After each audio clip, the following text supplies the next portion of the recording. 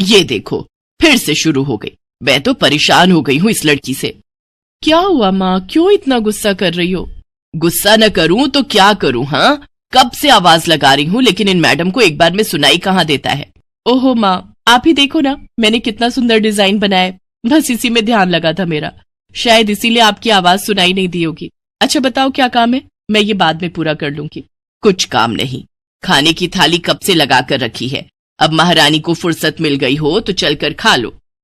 अच्छा खाना खाना है, अब आप शुरू करो, मैं बस 2 मिनट में आऊं। हाँ हाँ पता है तेरे 2 मिनट। इतना कहकर हिना की माँ सुमित्रा गुस्से में वहां से चली गई और फिर खाने की मेज पर। अरे क्या हो गया, इतने गुस्से में क्यों हो भाग्यवान? अब आप ही समझा लीजिए अपनी लाडली को, मेरी तो एक नहीं सुनती। हाँ तो क्या हो गया, तुम पे ही तो गई है। आपको मजाक सूझ रहा है? यहाँ मेरा दिमाग खराब हो रहा है, सारा दिन बस मेहंदी के डिजाइन बनाती रहती है और कोई काम ही नहीं है इसे। इसका मतलब वो सच में तुम पर ही गई है। तुम्हें भी तो मेहंदी लगाने का बड़ा शौक था ना इस उम्र में? हाँ, पर मैं घर का सारा कामकाज निपटाने के बाद ये सब करती थी। अरे ये तो खाना पीना भी छोड़कर बैठी है। सुमित्रा अपने पति सुरेश से हिना की शिकायतें कर ही रही थी कि तभी हिना वहां आ गई। क्या बनाया माँ? खुशबू तो बड़ी अच्छी आ रही है। मिल गई तुझे फुर्सत? हाँ माँ, देखो ना मेरा आज का डिजाइन, पापा देखिए ना कैसा है। सच में डिजाइन तो वाकई बढ़िया बनाया है लाडू। ये लाडू बोल बोल कर आपने ही इसका दिमाग खराब करके रखा है। मेरी जान को कितना काम है पता है, ती जा रही है, मगर ये लड़की मेरी बिल्कुल मदद नहीं करती। ओहो, आज सिर्फ खरी खोटी ही सुनाओगी या कुछ खाना भी मिलेगा भाग्यवान? सुरेश की बात सुनकर सुमित्रा की हंसी निकल गई और उसे हंसता देख सभी लोग हंसने लगे। हिना अपने माता पिता की अकेली संतान थी। हिना को बचपन से ही मेहंदी के नए नए डिजाइन बनाने का बड़ा शौक था। वो कागज पर रोज कुछ न कुछ नया बनाने की कोशिश करती और फिर उसे अपने या अपनी माँ के हाथों पर लगाती। हिना के कॉलेज की पढ़ाई भी अब पूरी हो गई थी, तो अब उसके लिए रिश्ते आने भी शुरू हो गए थे। अरे सुमित्रा कहाँ हो, जल्दी आओ। क्या हुआ जी? जरा इस फोटो को तो देखो, कैसा है लड़का? दिखने में तो बहुत ही बढ़िया है। हाँ, वो कानपुर वाले फूफा जी है ना, उन्होंने बताया इस लड़के के बारे में। अपनी हिना के लिए कैसा रहेगा? लड़का काम क्या करता है और परिवार में कौन कौन है? फूफा जी बता रहे थे कि कानपुर में इनका अपना कारखाना है, वहां ये अपना दोने पत्तल और डिस्पोजल वगैरह बनाते हैं। ये अच्छा पैसा कमा लेता है, फूफा जी की रिश्तेदारी में है। हाँ, पर उससे पहले ये फोटो एक बार हिना को तो दिखा दो, उसे लड़का पसंद आ जाए तभी बात आगे बढ़ानी चाहिए ना। अरे हाँ, ये भी सही कह रही हो। लाडो, ओ लाडो, अरे कहाँ है बिटिया? सुरेश ने फौरन जाकर कमल की फोटो हिना को दिखाई तो हिना को भी कमल पसंद आ गया। उधर कमल को भी हिना पहली ही नजर में भाग गई और इस तरह से कुछ ही दिनों में कमल और हिना की शादी खूब धूमधाम से हो गई। शादी के बाद कमल और हिना अपनी गृहस्थी में बहुत खुश थे। फिर एक शाम। ये क्या लिख रही हो हिना? लिख नहीं रही हूँ, मेहंदी का डिजाइन बना रही हूँ। अच्छा, पर कागज पर क्यों? प्रैक्टिस तो रोज ही करनी होती है ना, तो इसीलिए कागज पर डिजाइन बनाती हूँ। अच्छा, अब जरा दिखाओ तो सही। अरे वाह, ये डिजाइन क्या सच में तुमने बनाया है? हाँ अच्छा है ना, अब मैंने और भी बनाकर रखे हैं, रुकिए मैं भी लेकर आती हूँ। हिना ने अपने बनाए सारे डिजाइन्स कमल को दिखाए, जो कमल को बहुत पसंद आए और उसने हिना की खूब तारीफ की। सब कुछ अच्छा चल रहा था और ऐसे ही हंसी खुशी दिन बीत रहे थे। लेकिन फिर एक सुबह। हेलो, क्या हुआ राठी जी, इतनी सुबह सुबह फोन क्यों किया? सर आप जल्दी से आ जाइए, गजब हो गया, अपनी फैक्ट्री में आग लग गई है सर, सब कुछ जल गया सर, कुछ भी नहीं बचा सर, जल्दी आ जाइए आप। फोन पर अपने मैनेजर की बात सुनकर कमल के पैरों तले जमीन खिसक गई। फैक्ट्री पहुंचा तो देखा वाकई फैक्ट्री पूरी तरह से जल रही थी। तभी एक जलती हुई बड़ी सी लकड़ी कमल पर आ गिरी, जिसकी वजह से वो बुरी तरह झुलस गया। उसे फौरन अस्पताल पहुंचाया गया और यहाँ से सब कुछ बदल गया। फैक्ट्री के काम को बढ़ाने के लिए कमल ने हाल ही में कई सारी नई मशीनें लोन पर खरीदी थी। मशीनें तो नहीं बची, लेकिन लोन चुकाने के चक्कर में पहले कमल की गाड़ी बिकी और फिर घर। मजबूर होकर कमल और हिना किराए के मकान में रहने लगे थे। फिलहाल कमल की हालत ऐसी नहीं थी कि वो कोई और काम कर सके। ऐसे में हिना ने घर चलाने का जिम्मा उठाया और वो घर घर जाकर औरतों के हाथों पर मेहंदी लगाने लगी। हालांकि इस काम से उसे बहुत कम पैसे ही मिल पा रहे थे, लेकिन हिना फिर भी पूरी मेहनत कर रही थी। क्या से क्या हो गया ना हिना।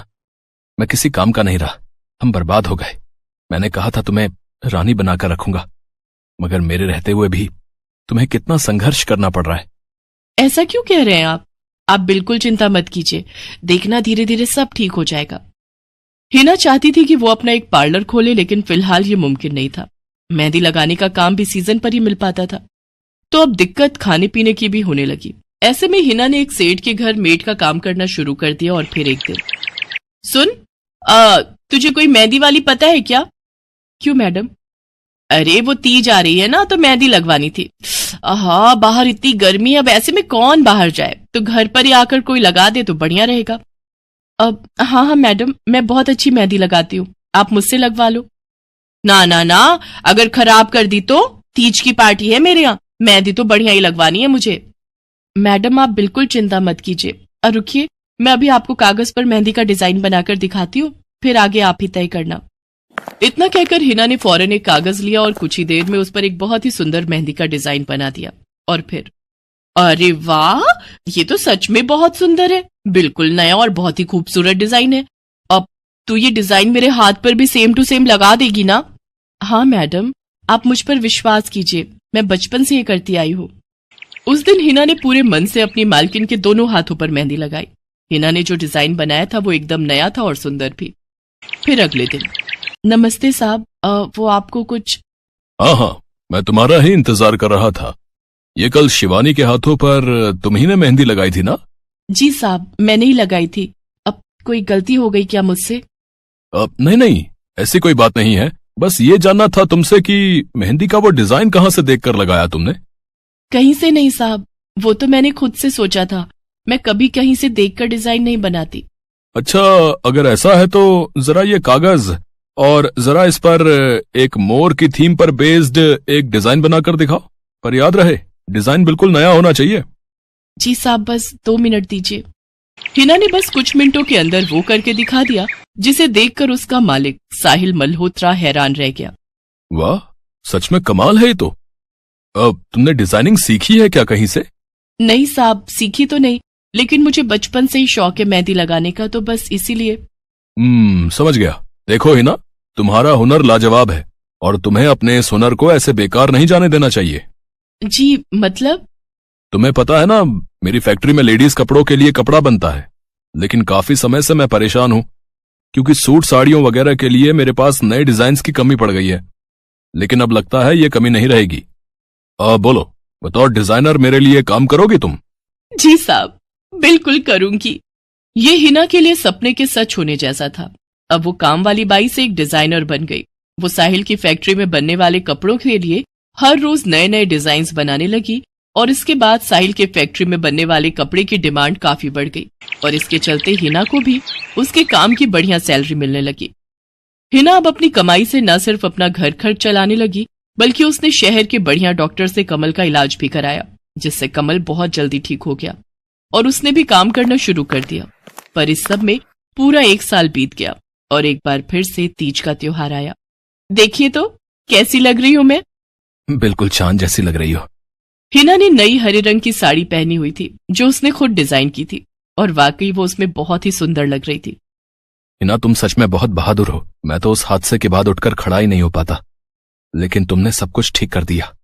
तीज का ये त्योहार ही इसलिए है जी, मैं आपको कभी कुछ नहीं होने दूंगी।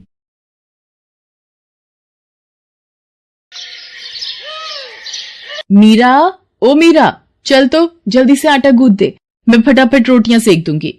नहीं माँ, मैं नहीं गूंथ पाऊंगी, मैंने मेहंदी लगा ली है हाथ पर। क्या? सुबह सुबह तू फिर मेहंदी लगाकर बैठ गई? बड़ी मक्कार है सच में, काम में मदद ना करनी पड़े इसलिए जब देखो मेहंदी लगाकर बैठ जाती है। चल जल्दी से हाथ धोकर आ मेरे पास, मुझे काम पर जाने के लिए देर हो रही है। माँ बस आज कर लो ना, देखो ना मैंने कितनी मेहनत से कितना सुंदर डिजाइन बनाया है।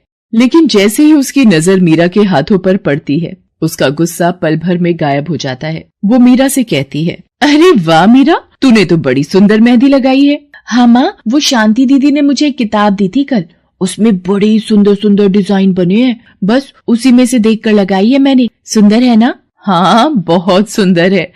अरे लेकिन मुझे तो ओफो, फिर लगा लिया ना तूने बातों में। पहले से ही देर हो रही है, ऊपर से तू भी मेहंदी लगाकर महारानी जैसे बैठ गई है। माँ, तुम इतना परेशान क्यों होती हो? 1-2 घंटे में जब मेरी मेहंदी सूख जाएगी तो मैं घर के सारे काम कर दूंगी। मीरा की बात मानकर कावेरी काम पर चली जाती है। वो एक बड़ी सोसाइटी के घरों में काम करती थी और इसी काम से कावेरी और मीरा का गुजारा चलता था।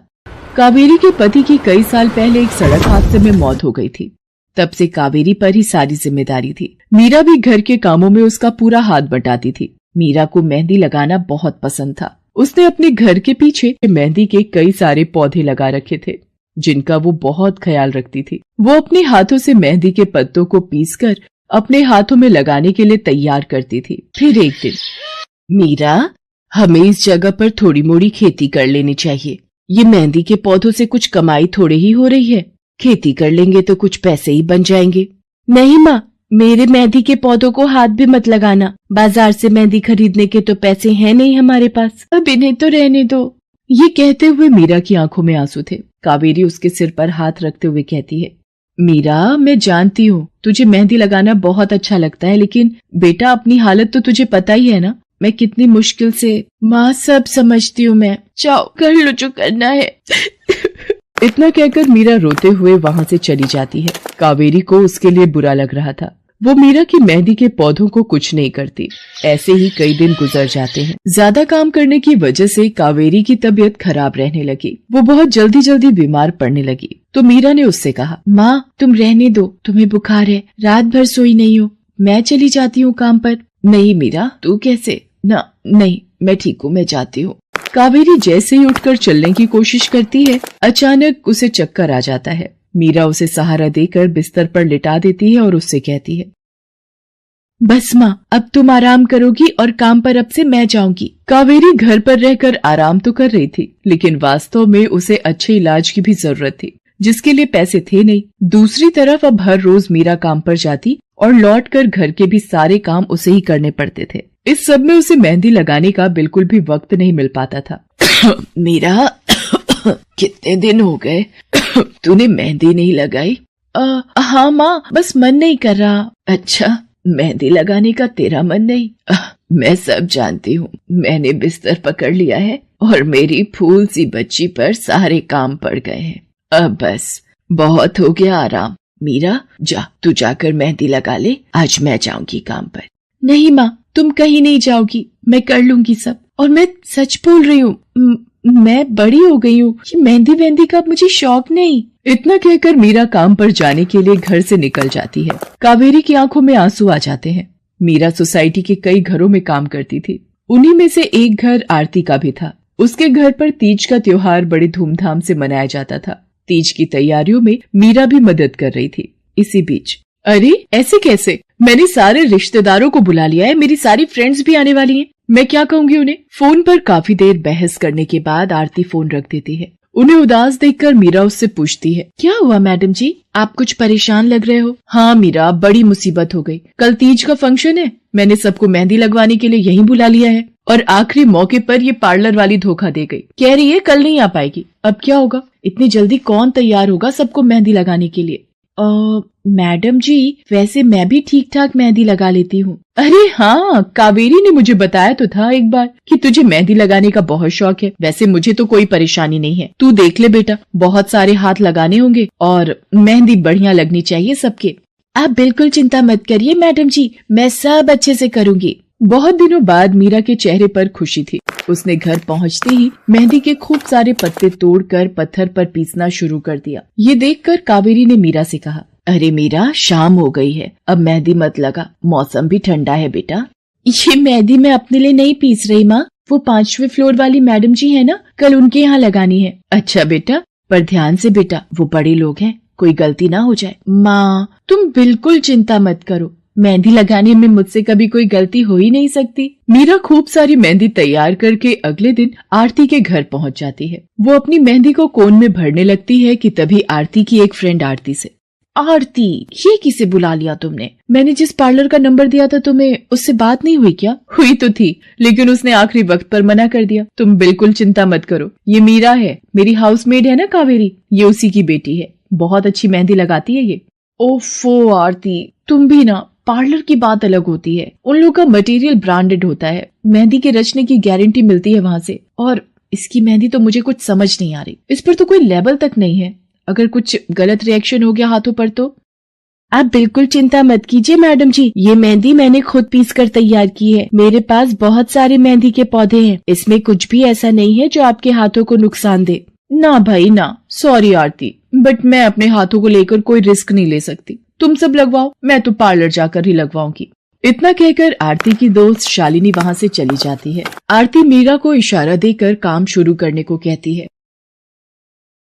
अरे वाह, मानना पड़ेगा, इस बच्ची ने कमाल की मेहंदी लगाई है।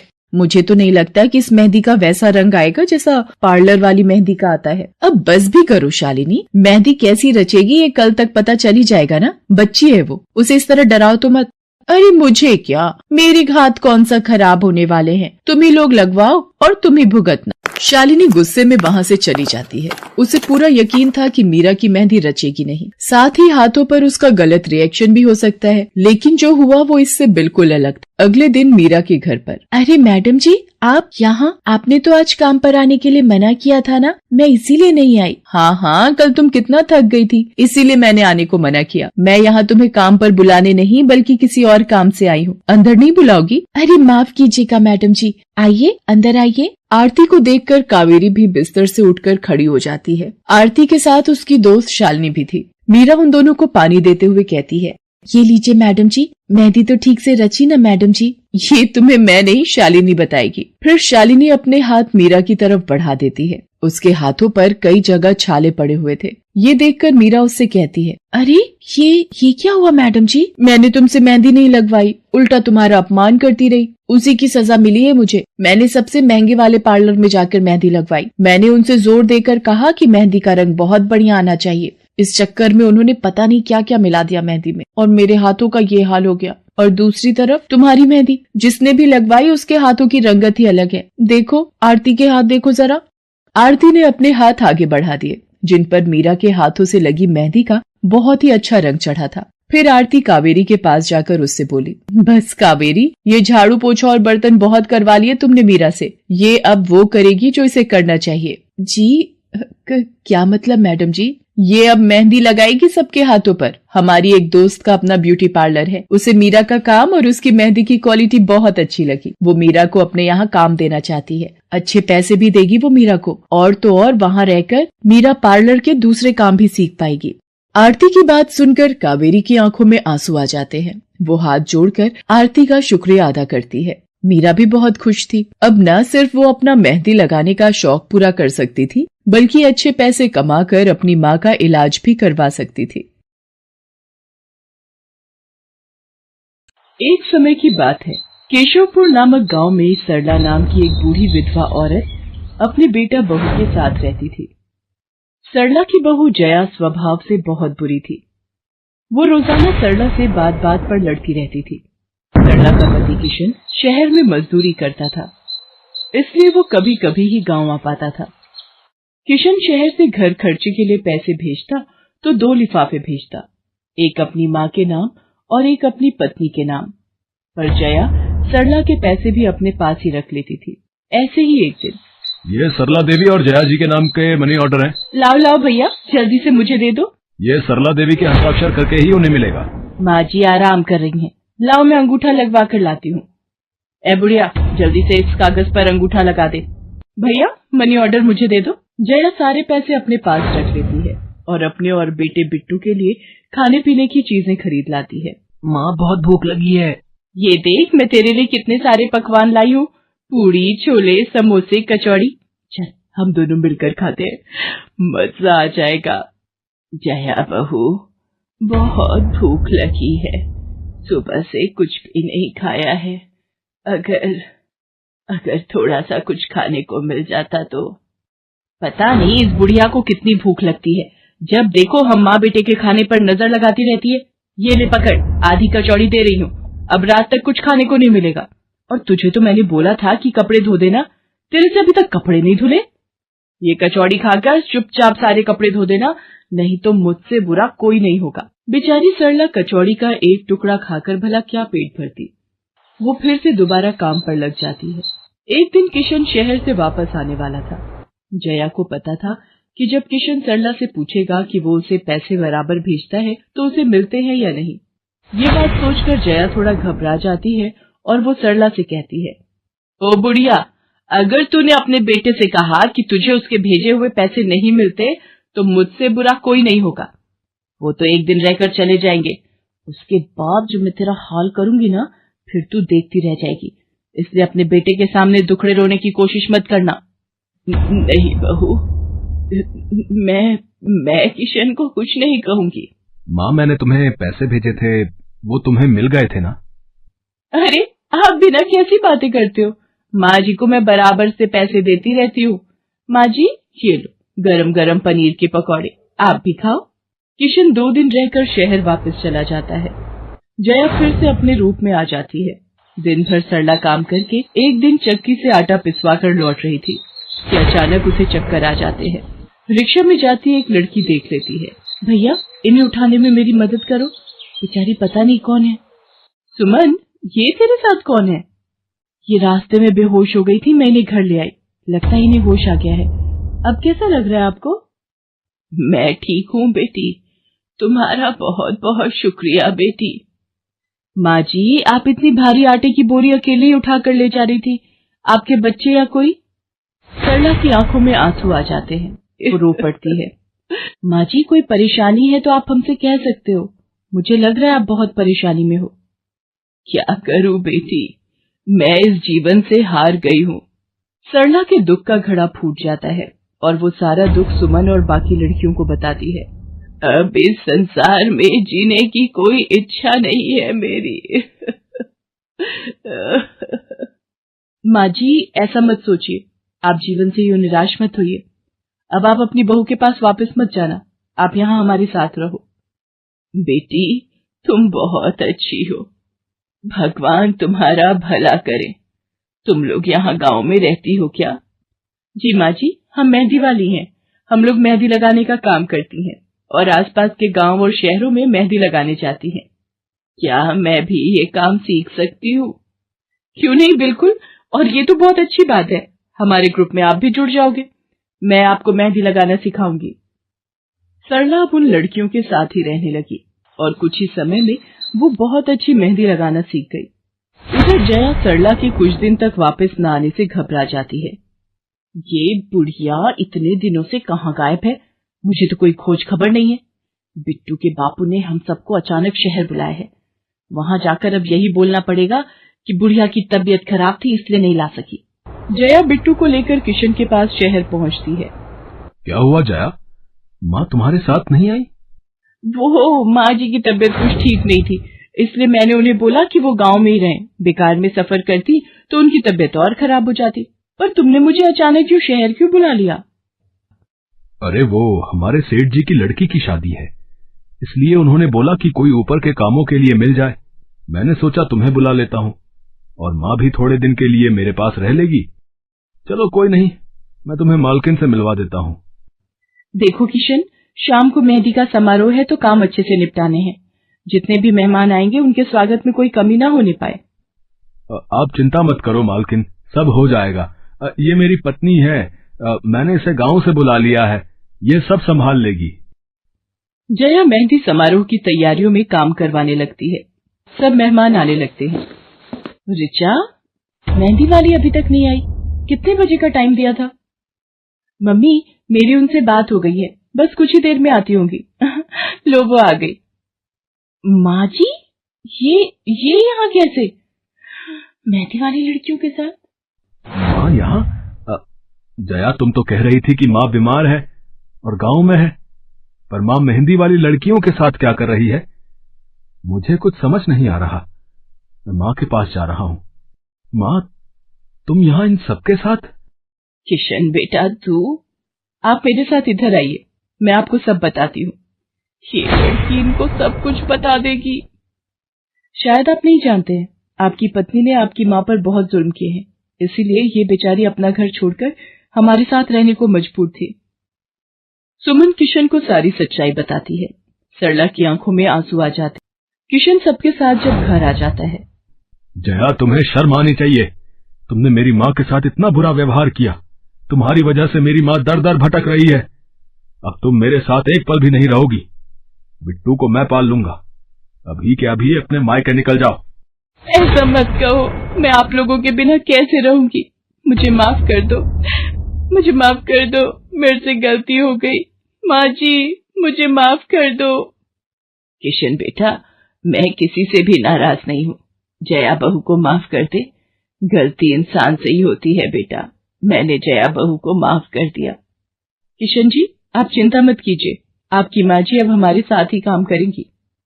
उस दिन के बाद जया ने अपना व्यवहार बदल लिया। सरला ने मेहंदी लगाना नहीं छोड़ा। वो अपनी मेहंदी लगाने के काम को करती रही। जया को अपनी गलती का एहसास हो गया था। अब वो भी सरला की बहुत देखभाल करती थी। संध्या की बुआ जो कि दिल्ली में रहती थी, वो उसके लिए एक अच्छे घर का रिश्ता लेकर आई थी। देखो भैया, मेरी इतनी जान पहचान तो नहीं है लड़के वालों से, पर इतना जानती हूँ अड़ोस पड़ोस में कहीं पूछोगे तो लोग अच्छा घर ही बताएंगे। ठीक है सुमन, अगर तुम कहती हो तो लड़के वालों को एक बार बुला लेते हैं। अब संध्या भी लड़के को देख लेगी। संध्या की बुआ लड़के वालों से अपने तरीके से बात कर लेती है और कुछ दिनों बाद संध्या की शादी विपुल नाम के लड़के से हो जाती है। पता नहीं इस काम वाली को छुट्टी लेकर गांव अभी जाना था। उसे पता था शादी वाला घर है, नई नवेली दुल्हन आएगी तो घर में 100 काम होंगे, फिर भी बिना बताए गांव निकल गई। अब मैं दूसरी काम वाली इतनी जल्दी कहाँ से ढूंढूंगी। राजेश्वरी, एक प्याली चाय दे दो तो बड़ी मेहरबानी होगी। सुबह से एक प्याली चाय भी नहीं मिली है। तुम्हें तो जब देखो चाय पीने की पड़ी रहती है। पता भी है एक बर्तन नहीं है धुला हुआ जिसमें तुम्हारी चाय बना दूं। ढेरों बर्तन रसोई में पड़े हैं झूठे। माँ मैं कॉलेज जा रही हूँ, तुम मुझे ये मत कहना कि मैं छुट्टी कर लूं और तुम्हारे साथ घर का काम करवाऊं। मेरा आज बहुत बड़ा प्रोजेक्ट सबमिट होना है, इसलिए मैं तो कोई काम नहीं कर सकती। ये लो, अब इसे भी अभी कॉलेज जाना था। अब मैं क्या करूं, कुछ समझ नहीं आ रहा। संध्या की सास राजेश्वरी अभी काम वाली को लेकर परेशान हो ही रही थी। तभी संध्या राजेश्वरी की सारी बातें सुन लेती है और रसोई में जाकर बर्तन धोने लगती है। अरे संध्या बहू, तुम ये रसोई में क्या कर रही हो? हटो हटो हटो, ये झूठे बर्तन तुमसे थोड़ी करवाऊंगी। अभी तुम्हारे हाथों की मेहंदी भी नहीं उतरी। माँ जी आप परेशान मत हो, मैं थोड़ी देर में ही सारा काम निपटा दूंगी। आप अकेले इतना काम नहीं कर पाओ। ठीक है, अगर तुम कहती हो तो मैं कोई और काम कर लेती हूँ। माँ पड़ोस में किसी से पता करो, शायद कोई और काम वाली मिल जाए। मैंने पूछा था पर अभी किसी भी काम वाली के पास समय नहीं है। पुलकित काम पर चला जाता है। संध्या सारे घर का काम करती है। अब तो रोजाना ही ऐसा होने लगा। काम वाली तो थी नहीं। संध्या की ननद पूजा सुबह होते ही कॉलेज निकल जाती और सास पैरों में दर्द के बहाने बिस्तर पर आराम करती। संध्या तो मानो घर के कामों में ही उलझ गई। एक शाम, माँ तुम बिल्कुल सही बहू ढूंढ कर लाई हो। बेचारी गरीब घर की है, इसलिए चुपचाप संस्कारी बहू की तरह घर के काम कर लेती है। अगर कोई पैसे वाले घर की लड़की बहू बनाकर ले आती तो वो पूरे घर को अपने इशारों पर नचाती और तुम और मैं बस बर्तन घिसते रह जाते। तभी तो मैंने इसकी बुआ को शादी के लिए हाँ कह दिया था। मुझे पता है ये गरीब घर की लड़कियां बड़ी सीधी सादी बहुएं साबित होती हैं। अब काम वाली गांव भाग गई। सोच ये ना होती तो कौन काम करता। राजेश्वरी, तुम दोनों माँ बेटी को तो संध्या बहू का शुक्रगुजार होना चाहिए। बेचारी ने आते से ही पूरा घर संभाल लिया। ऐसे ही दिन बीत रहे थे। संध्या सभी घर वालों की देखभाल का पूरा ध्यान रखती थी। एक दिन, क्या हुआ पुलकित बेटा, तुम इतने परेशान क्यों हो? और आज तुम ऑफिस भी नहीं गए? पापा मेरी नौकरी छूट गई है। कंपनी घाटे में चल रही थी, इसलिए उन्होंने मेरे जैसे बहुत से वर्कर्स को अचानक निकाल दिया। दिमाग खराब हो रहा है, गाड़ी की किश्त भरनी है, घर का लोन भी पूरा नहीं हुआ है। घर का खर्चा अब सब कुछ कैसे होगा, कुछ समझ में नहीं आ रहा है। पुलकित बेटा चिंता मत कर, अब कोई ना कोई रास्ता निकल आएगा। ज्यादा होगा तो कुछ दिनों के लिए मैं कोई काम कर लूंगा। पापा मेरे होते हुए आप काम नहीं करोगे, मैं कुछ सोचता हूँ। पुलकित दूसरी नौकरी को लेकर परेशान था। उसे कोई काम नहीं मिल रहा था। घर में पैसों की तंगी भी शुरू हो गई। पुलकित ने अपनी गाड़ी बेच दी। घर के लोन को लेकर वो परेशान था। 15,000 रुपए की किश्त उसे भरनी थी। तभी, भैया मेरे कॉलेज की फीस इस बार बहुत लेट हो गई है। मेरा आखिरी साल है, अगले महीने की 5 तारीख तक 12,000 रुपए फीस के भरने हैं। मैं कुछ इंतजाम करता हूँ। ऐसे खाली हाथ पर हाथ रखकर मैं नहीं बैठ सकती, मुझे कुछ सोचना होगा। पता नहीं, हो सकता है किरण ने बात कर ली होगी, पूछती हूँ। हेलो किरण, मैं संध्या बोल रही हूँ। तूने बात की फिर? पार्लर में जगह खाली है क्या? हाँ मैंने बात कर ली है। 12,000 रुपए महीना देंगी रविता मैम। बोल, तू हाँ बोलती है तो मैं बात कर लेती हूँ। ठीक है, तू हाँ बोल दे, कम से कम कुछ तो पैसे आ जाएंगे। संध्या पुलकित से पार्लर में मेहंदी लगाने की नौकरी की बात करती है। पहले तो वो मना करता है, पर संध्या उसे समझाती है। पुलकित, मैं जानती हूँ आप परेशानी के दौर से गुजर रहे हो। मैंने आपसे शादी के बाद हर सुख दुख में साथ निभाने का वादा किया था और आप परेशान मत हो, मैं घर और बाहर दोनों का काम एक साथ संभाल लूंगी। ठीक है संध्या, तुम कल से पार्लर में नौकरी के लिए जा सकती हो। अगले दिन से संध्या सारे घर के काम के साथ साथ पार्लर भी जाती और वहां पर पूरा दिन मेहंदी लगाने का काम करती और शाम के वक्त घर आती। संध्या बहुत मेहनत कर रही थी ताकि वो अपने परिवार की मदद कर सके। संध्या बहुत सुंदर मेहंदी लगाती थी। ये बात उसकी सास को तब पता चली जब उसने पार्लर में काम करना शुरू किया। संध्या को पार्लर में काम करते हुए 1 महीना बीत चुका था। पार्लर की मालकिन रविता भी संध्या के मेहंदी लगाने के काम को देखकर बहुत खुश थी। संध्या, तुम सचमुच बहुत मेहनती हो।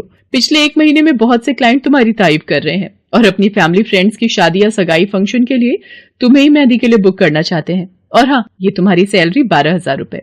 बाकी ये तुमने ओवर टाइम भी शादी के सीजन में बहुत किया है, उसके 6,000 रुपए अलग से दे रही हूँ। थैंक यू मैम, आपने मेरे काम की इतनी तारीफ की। मैं तो बस भगवान की कृपा से मेहनत से करती हूँ। संध्या घर आ जाती है और 12,000 रुपए पूजा के हाथ में रखती है। पूजा, ये तुम्हारी कॉलेज की फीस के पैसे, तुम कल ही अपनी फीस जमा कर देना। भाभी, ये तो आपकी मेहनत की कमाई है, आप ये सारे पैसे मुझे दे रहे हो? नहीं नहीं भाभी। पूजा, तुम मुझे अपनी भाभी कहती हो ना, और भाभी तो माँ समान होती है, तो क्या तुम अपनी भाभी माँ के पैसे नहीं लोगी? तुम अपने भैया से भी तो लेती हो ना। फिर मेरे और अपने भैया में फर्क है, मैं भी तो इस घर का हिस्सा हूँ, इसलिए ये पैसे रख लो। मुझे माफ कर दो भाभी, मैंने ना जाने आपके बारे में क्या क्या गलत सोचा। पुलकित को भी दूसरी नौकरी मिल जाती है। अब संध्या और पुलकित दोनों मिलकर काम करते थे। राजेश्वरी और पूजा भी अब संध्या की घर के कामों में बहुत मदद करती थी।